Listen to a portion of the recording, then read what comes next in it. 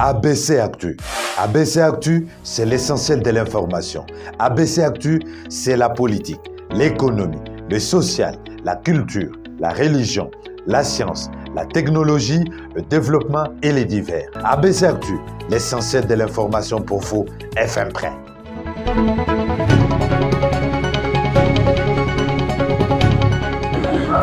Vendredi 30 décembre 2022, l'essentiel de l'actualité de la RDC, c'est avec ABC Actu.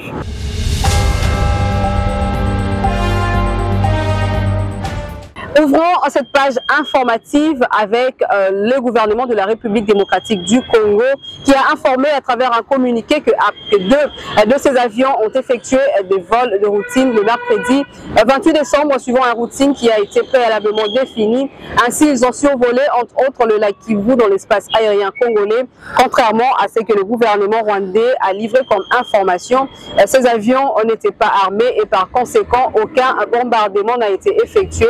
Ce mouvement aérien n'est en aucun cas une provocation ou quoi que ce soit, vu qu'il a survolé l'intérieur du pays. La RDC réaffirme son engagement dans le processus de Luanda et respecte les décisions prises dans ces cadres.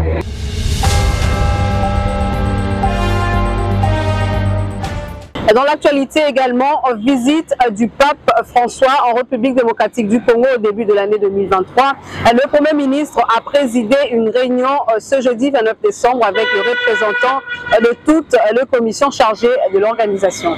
En prévision de la visite du pape François en République démocratique du Congo, le chef du gouvernement, Jean-Michel Samalou Kondé, a passé en revue toutes les questions avec les commissions chargées de l'organisation. C'est dans ce sens qu'il a réuni autour de lui, les jeudis 29 décembre, à la primature, chacun des représentants de ces commissions. Une visite qui aura lieu du 31 janvier au 2 février 2023. Au sortir de cette réunion, Patrick Mouyaya, ministre de la Communication et Médias, porte-parole du gouvernement, a expliqué à la presse l'essence de cette rencontre. Pour la visite que nous attendons du souverain pontife, prévue donc du 31 janvier au 2 février 2023, le Premier ministre a réuni donc les représentants de toutes les commissions qui sont chargées de l'organisation pour faire le point, situer les questions, voir s'il y a des difficultés pour donner une impulsion qui permette à toutes les équipes d'être prêtes au moins 10 jours avant l'arrivée du pape. À la fois d'être informés de ce qui s'est fait sur le terrain à travers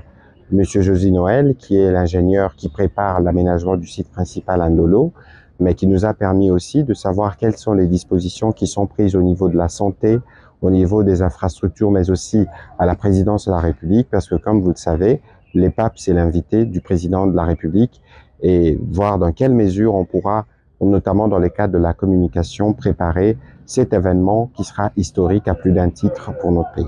On prit part à cette réunion quelques ministres sectoriels, les représentants des différentes organisations et quelques membres du cabinet du Premier ministre. Il est important de rappeler qu'avant d'être reprogrammée pour fin janvier 2023, cette visite du pape en RDC était prévue du 3 au 5 juillet 2022, puis reportée pour raisons de santé de sa sainteté le pape.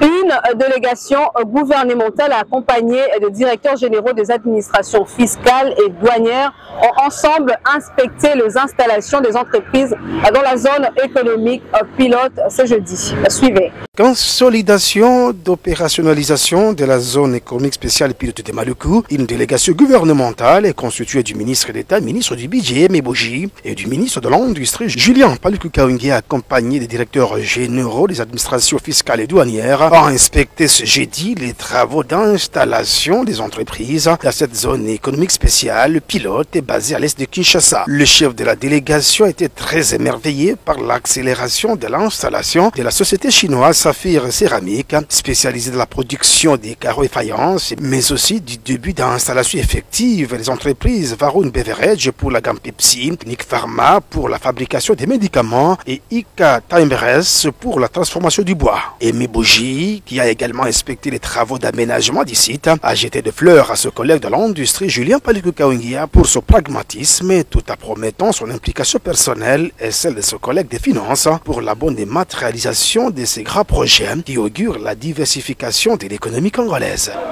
Que je suis très agréablement surpris par les travaux en cours ici de construction de notre zone économique spéciale de Maluku. C'est un projet qui vise la matérialisation de la vision de son Excellence Monsieur le Président de la République, chef de l'État, Félix Antoine Tshisekedi Tshilombo, qui voudrait enfin rendre possible le rêve de l'industrialisation de la République démocratique du Congo, rêve que nous pouvons depuis l'indépendance de notre pays. Et aujourd'hui, nous avons remis des certificats d'agrément à 4 entreprises qui ont déjà souscrit pour s'installer ici. Et donc, ici, il y a une création de l'emploi. Le ministre de l'Industrie a quant à lui demandé aux responsables de l'administration fiscale de s'approprier cette politique du gouvernement. Pour moi, l'important aujourd'hui, c'est que ceux qui ne connaissaient pas ce projet puissent se l'approprier. Et là, je vois particulièrement les directeurs généraux. Signalons que les PCA et directeurs généraux de quelles entreprises, dont la DGDA, la DGI, la DGCDI et la ZES, ont pris part à la réunion technique qui a précédé la visite des travaux.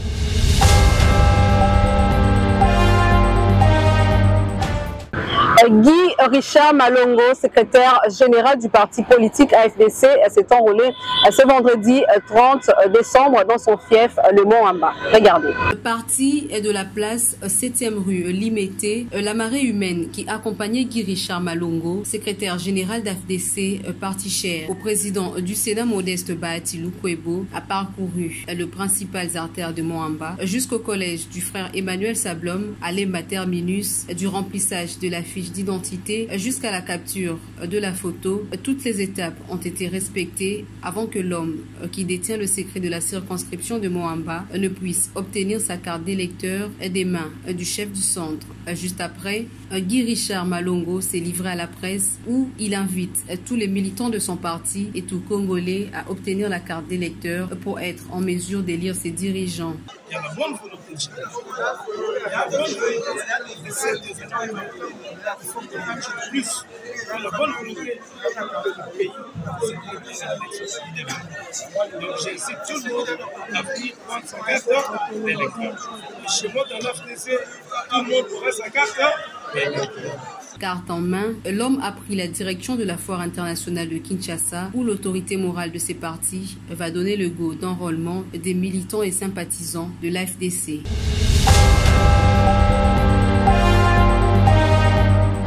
Dans la province de Lomami, clôture de la session de septembre jeudi à l'Assemblée provinciale. Celle-ci a été caractérisée par l'examen et l'adoption des dites portant reddition de comptes de la province et autres matières, notamment la présentation du rapport d'intersaison juillet à septembre 2022.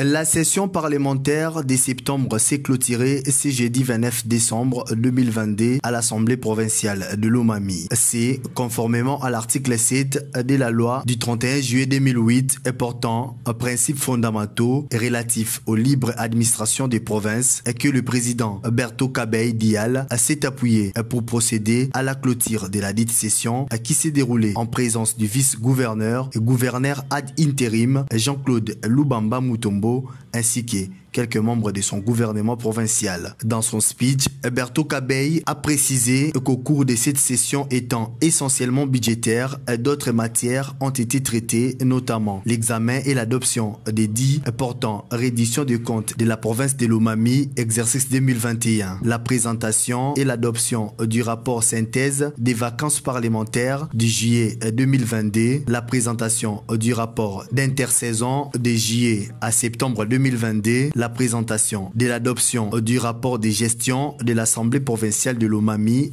pour le compte du deuxième et troisième trimestre de 2022, ainsi que la recomposition et la vulgarisation des bureaux des commissions permanentes et comités des sages. S'agissant du processus électoral, le président de l'Assemblée provinciale a réitéré son soutien indéfectible aux opérations d'identification et d'enrôlement de la population lancées par la CENI à travers 9 provinces provinces de notre pays, tout en lançant un message à la population lomamienne de s'enrôler massivement au moment opportun afin de donner un deuxième mandat au président de la République, Félix-Antoine Tshisekedi Tshilombo, aux élections qui pointent à l'horizon. Soucié de voir le problème des Lomamiens être résolu, Berto Kabey Dial a demandé aux honorables députés provinciaux de passer au minimum un mois et plus dans leurs fiefs électoraux de manière à récolter les désidératas de la population.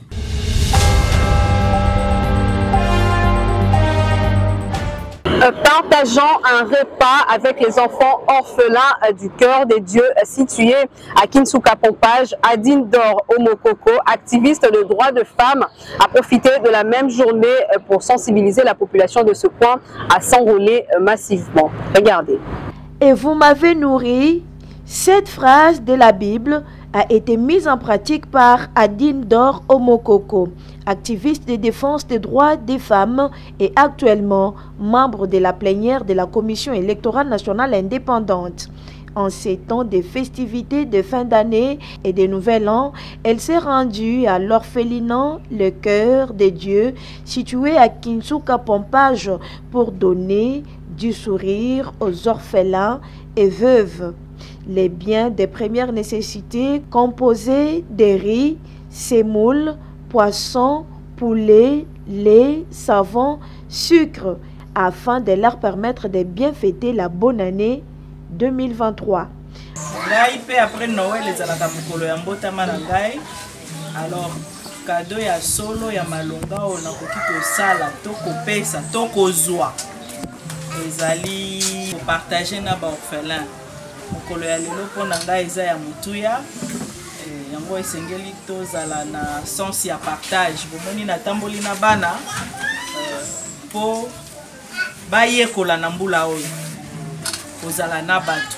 En tant que membre de la plénière de la CENI, Adine Omokoko a sensibilisé la population à se faire enrôler pour avoir la carte et participer au scrutin de 2023. Enrôlement ici est bandaki. Ba maman, bokende kozwa lokasa na bino ya vote. Carte na bino ya enrôlement, ya électeur. Pona nini? Po ya liboso enrôlement oyo eza kosunga tosala recensement. Bakambi ya mboka baza koluka lolenge nini ya kozongisa makambo ezonga na nzela.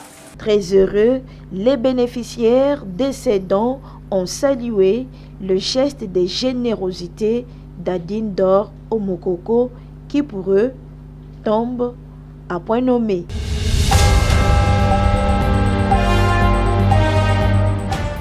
La préparation au CHAN Algérie 2022, jeudi 29 décembre, la tanière de Léopard a accueilli le patron de l'administration de l'organe fêtière du football congolais, belge Situatala, qui s'est personnellement dit satisfait de la préparation malgré son début tardif. Regardez. À 15 jours de son entrée en lice pour le compte du championnat d'Afrique des Nations en Algérie, le Léopard CHAN multiplie les séances d'entraînement à Kinshasa. Un noyau bien huilé d'une dizaine de joueurs est en charge du staff technique qui abat un travail des titans, du reste apprécié par l'organe fêtier du football congolais. Nous savons que nous avons un bon groupe. C'est vrai que nous avons commencé la préparation en retard puisqu'il y avait plusieurs impératifs. Il y avait l'impératif de faire en sorte que le championnat puisse évoluer et l'impératif de commencer la préparation à temps pour mieux affûter les armes. Entre les deux impératifs, il fallait prendre le juste milieu. Bon, ils sont là, ils se préparent. En tout cas, nous sommes optimistes. Et nous sommes confiants que le groupe qui va représenter notre pays à Alger, à Naba, sera un groupe de combattants qui vont bien défendre la nation. De l'amicale internationale prévue à Kinshasa face au Diable Rouge du Congo-Brazzaville, il ne reste plus que les petits réglages, mais le principe est déjà acquis. On avait besoin des matchs amicaux, ou même de 2 avant de partir. Le sélectionneur avait ciblé de jouer contre les équipes. Je pense qu'à 1000%, c'est mieux de jouer contre une sélection qui est engagée, qui prépare la compétition, que de jouer contre un club qui a arrêté sa compétition et dont les joueurs sont en congé, l'opposition ne sera pas la même que quand on joue contre une sélection qui prépare également la même compétition. À Djaïer, en terre maghrébine, les FOF congolais joueront la gagne pour une 3e étoile. On ne va pas avec ces 2 étoiles dans une compétition pour faire profil bas. Nous y allons avec beaucoup d'ambition de jouer les premiers rôles. Mais pour y arriver, il faudra une sorte d'union sacrée autour de la tanière.